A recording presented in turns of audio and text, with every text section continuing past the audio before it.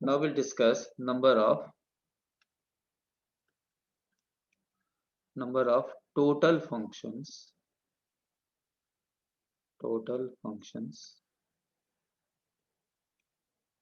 defined from A to B. If set A has n elements and set B has m elements.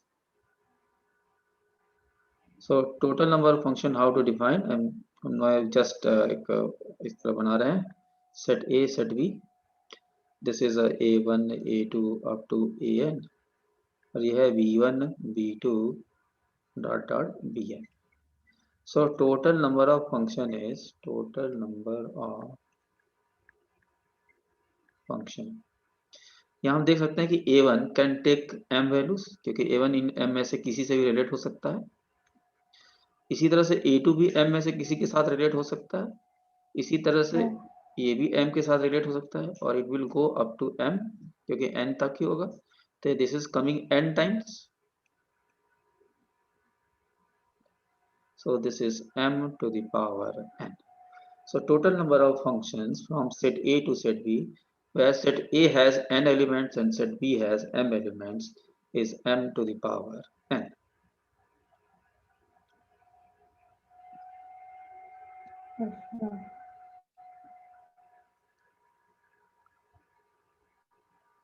Okay. Now we'll discuss number of 1 function from set A to set B. अब set A में जो है n elements है, A1 A2 A3 up to AN. B1 B2 B3 इसमें m elements. तो यहाँ पर देखते हैं हम लोग, यह सेट A और यह set B, A1 A2 up to AN elements, B1 B2 to BM elements. हम लोग इसको तीन पार्ट में डिस्कस किया. Case 1, if number of element, यह है BM और यह है AN.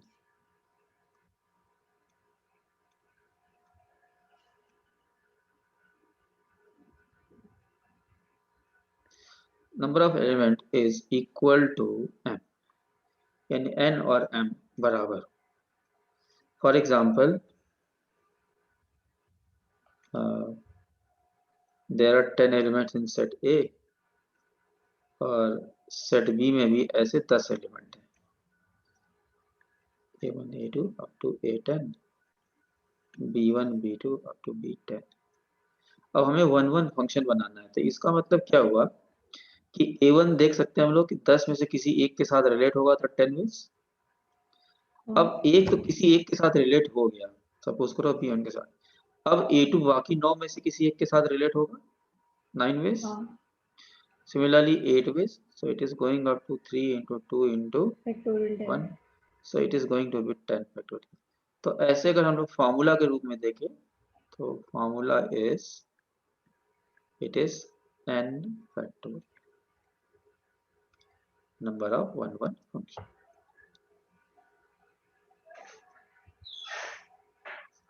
Now we'll take up second case. If n is greater than m, n जो है m से बड़ा है, तो यहाँ पे हम लोग एक एक्सपेरिमेंट कर सकते हैं. A1 A2 A10 और यहाँ पे हमने ऐसे एक्सपेरिमेंट के रूप में ले लिया B1 B2 से फॉर B8 तक ले लिया. अब यहाँ पर देख सकते हैं n m से बड़ा है, तो अब ये 1 बन ही नहीं सकता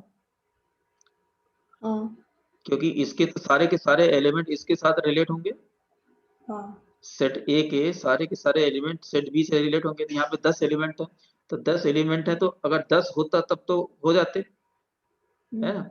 लेकिन अगर 10 से कम है, 8 ही है यहाँ पर, तो कोई दो किसी एक के साथ तो जा ही रहा होगा, तो ये मिनिमम फंक्शन बन जाएगा. तो इसका मतलब जो नंबर ऑफ 1 1 फंक्शन है यहाँ पे पॉसिबल नहीं है। सो नहीं। Number of 1 1 function is 0 in this case. So, third case, if n is less than m, it means यह है set A और यह है set B. Say for ये तो A1, फंक्शन ही नहीं होगा। A10 नहीं होगा, B1, B2, यहाँ पे मान लीजिए कि B जो है say for 20 आ रहा है, तो यहाँ पर देख सकते हैं कि यहाँ पे जो एलिमेंट है इससे कम है। ठीक है, अब ये 10 किसी 10 के साथ रिलेट हो सकते हैं ना, इसमें तो कोई दिक्कत नहीं है। भाई ये 10 किसी 10 के साथ यहाँ पे तो एलिमेंट बच सकता है, यहाँ पे एलिमेंट नहीं बच सकता ना। सेट ए के सारे एलिमेंट रिलेटेड होने चाहिए, लेकिन बी के सारे एलिमेंट रिलेटेड होना जरूरी नहीं है। नहीं। तो अब 1 1 फंक्शन बनने के लिए इसका मतलब 20 में से किसी भी 10 के साथ हम इसको रिलेट कर सकते हैं। It is just like 20 p10, it is just the permutation of 10 out of 20। तो अगर इसी को हम फॉर्मूले के रूप में देखें कि यहाँ पर n एलिमेंट्स है, यहाँ पे m एलिमेंट्स है, छोटा है, तो number of 1 1 function is MPn।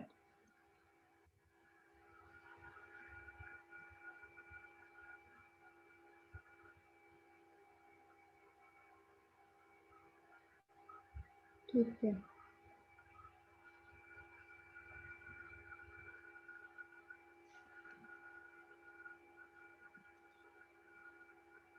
Now we'll discuss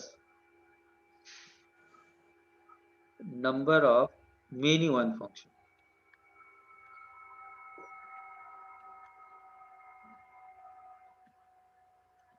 Number of many one functions। Function is defined from A to B। Set A has A1, A2 up to An elements, and set B has M elements, B1, B2 up to Bn। यह है set, this is set A and this is set B।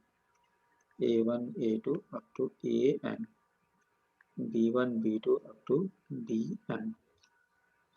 First case, if n is equal to m,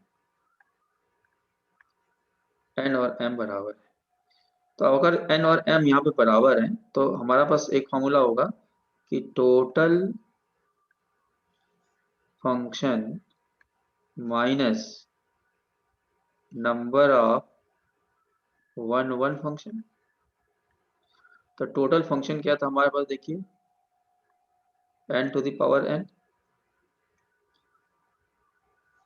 क्योंकि n और n बराबर है, minus number of 1 1 function. तो इस case में हमने कितना निकाला था number of 1 1 function, n factorial नहीं, 1 1 फंक्शन कितना बनाया था हमने, n फैक्टोरियल। तो टोटल फंक्शन में से अगर हम नंबर ऑफ 1 1 फंक्शन घटा दें तो हमें क्या मिल जाएगा, total number of many one function, number of many one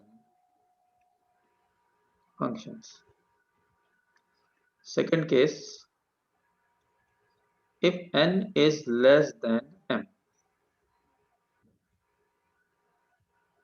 a1 a2 up to, say for example ले लिया हमने a10 और ये है b1 b2 up to b20 ले लिया।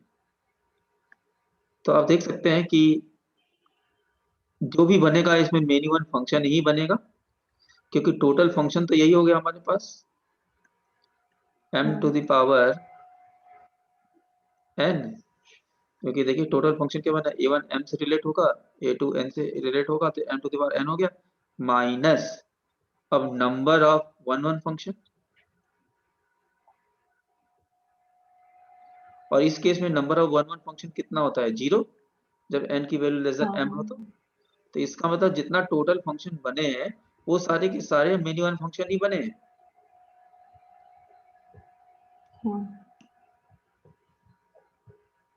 Now we'll discuss third case. If n is greater than m, a1 a2 for example मैंने 10 element यहाँ पे लिया और b1 b2 हमने 8 एलिमेंट यहाँ पे लिया, then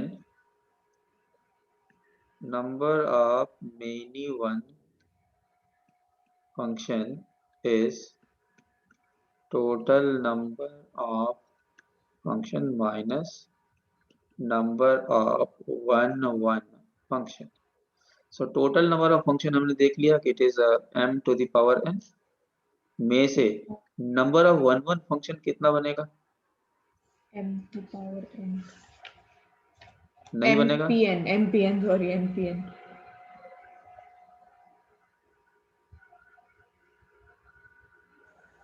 अच्छा यहाँ पे हमने थोड़ा सा गलत कर दिया, ये नंबर ऑफ वन फंक्शन ये था, mpn था, है ना। यहाँ पे क्या था, mpn था, नंबर ऑफ वन, लेकिन यहाँ पर क्या हो गया, 0 हो गया। तो m to the power n is total number of many one function.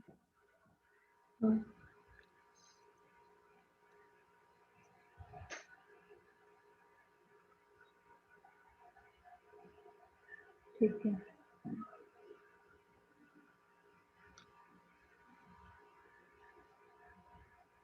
Now we'll discuss number of onto functions.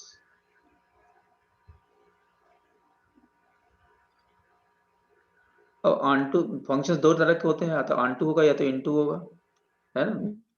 तो फिर से हमने पहला केस लिया onto functions when f is defined from a to b, set a has elements a1 a2 up to an, and set b has elements b1 b2 up to bm. So we are taking first case if n is equal to m. So say for a1 a2 up to an और b1 b2 up to bn। तो यहाँ पर हम लोग देख सकते हैं जो नंबर ऑफ ऑनटू फंक्शन है, इसका मतलब इसका कोडोमेन और रेंज क्या होना चाहिए, बराबर, range should be equal to codomain. इसका मतलब ये हुआ कि इसका हर एक एलिमेंट रिलेटेड होना चाहिए।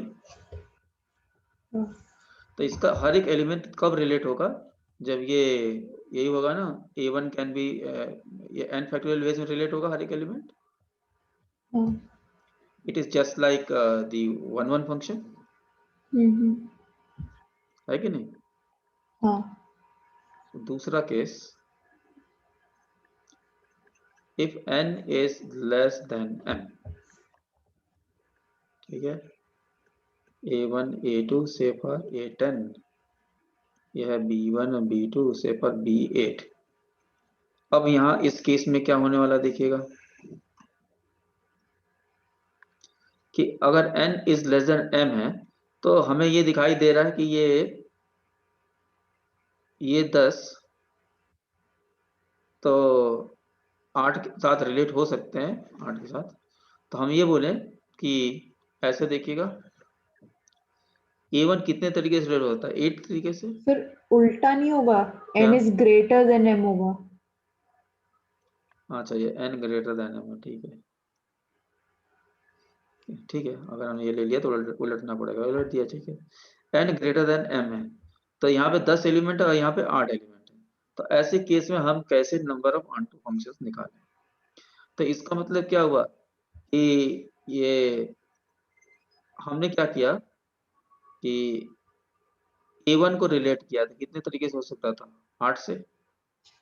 a2 भी कितने तरीके से करता, 8 से। मैं टोटल फंक्शन निकालने की कोशिश कर रहा हूँ।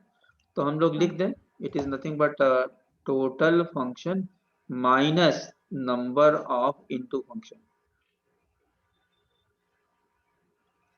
है कि नहीं। तो टोटल फंक्शन तो यही हो गया हमारा m to the power n। Total function में क्या होगा, या तो ऑन टू फंक्शन होगा और या तो इनटू फंक्शन होगा। तो टोटल हाँ, फंक्शन में से अगर मैं इनटू फंक्शन घटा दूं तो मुझे ऑन टू फंक्शन मिल जाएगा। अब ऑन टू हाँ, इनटू फंक्शन को घटाने के लिए हमारे पास एक फॉर्मूला होता है, ठीक है। अब जैसे मैं ये बोलूं कि ये सारे के सारे किसी एक के साथ रिलेट हो रहे हैं, तो ये इनटू फंक्शन बन जाएगा। हाँ, तो सारे के सारे एक हो रहे हैं, तो हम लोग ऐसे देखेंगे कि यहाँ पे m एलिमेंट थे, तो m में से कोई एक को सिलेक्ट किया गया, है ना। हाँ, मतलब एक मान लिया कि एक छूट गया था, बाकी के साथ रिलेट हुआ, तो बाकी के साथ रिलेट हुआ तो यहाँ पर देखिए कितने एलिमेंट बच गए, 7। 8 थे ना, एक निकल गया तो 7 बच गए। अब यहाँ पे अगर m थे तो अब बच जाएगा तो कितना m बचेगा। तो कितने तरीके से हम अरेंज कर सकते हैं, m-1 to the power n times हाँ, माइनस mc2, इसी तरह से m-2 का पावर n, फिर mc3 m-3 का पावर n, ऐसे ये चलता चला जाएगा। इसको हम principle of inclusion and exclusion बोलते हैं। हाँ, ये वही वाला फॉर्मूला देखिएगा, n A union B union C is equal to n A plus n B plus n C minus n, A intersection B minus n B intersection C minus n A intersection C plus n A intersection B intersection C. हाँ, ये क्या होता है, कोई एक का होता है ना, इसका मतलब समेशन ऑफ एन ए। इसका मतलब क्या होता है कि कोई दो का ए इंटरसेक्शन बी। ये क्या है, summation of number of elements कोई 3 का। तो यहाँ पे है ना कम से कम एक A B C, at least one होता है ना यहाँ पे। तो यहाँ पे बोला कि हाँ, कम से कम एक छूट गया, तो 2 छूट गया, 3 छूट गया, ऐसे सारे छूट सकते हैं। तो ऑन टू फंक्शन का मतलब यही ना, सारे किसी एक के साथ हो जाए, या किसी दो के साथ रिलेट हो जाए, या किसी 3 के साथ रिलेट हो जाए, राइट। हाँ, तो इस फॉर्मूले की मदद से हम इसको निकालते हैं। अब रही बात थर्ड केस की, if n is less than m, इसका मतलब क्या हुआ देखिएगा, यहाँ पे a1 a2 a10 है, और यहाँ पे हमने b1 b2 ले लिया b20 तक, ठीक है। हाँ, तो ये हमें पता है कि ये इसमें ऑन टू फंक्शन बनेगा ही नहीं, क्योंकि n m से कम है ना, तो ये मैक्सिमम n के साथ ही रिलेट हो सकता है। हाँ, तो इसमें number of onto function is 0, इसमें ऑन टू फंक्शन बनेगा ही नहीं, राइट। हाँ, अब इनटू फंक्शंस के लिए हम लोग इसी से यूज कर सकते हैं, कि जैसे इस केस में था n फैक्टोरियल, तो इनटू फंक्शन में उलट जाएगा ना, total function minus onto function. इसी में अगर हम लोग देखें इस केस में इनटू फंक्शन, तो total function minus onto function कर दूं मैं, हाँ, और इस केस में तो यही इनटू फंक्शन था ही जो हमने घटाया है, हाँ, mc1 m-1 to the power n mc2 m-2 to the power n, ऐसे चलता चला जा रहा था अल्टरनेटिवली। और इस केस में जो नंबर ऑफ इनटू फंक्शन बनेगा, इनटू फंक्शन वो टोटली फंक्शन बनेगा, क्योंकि number of onto function 0 है, तो ये m to the power n ही बनेगा टोटल। हाँ, तो ये चीजें आपको याद होनी चाहिए।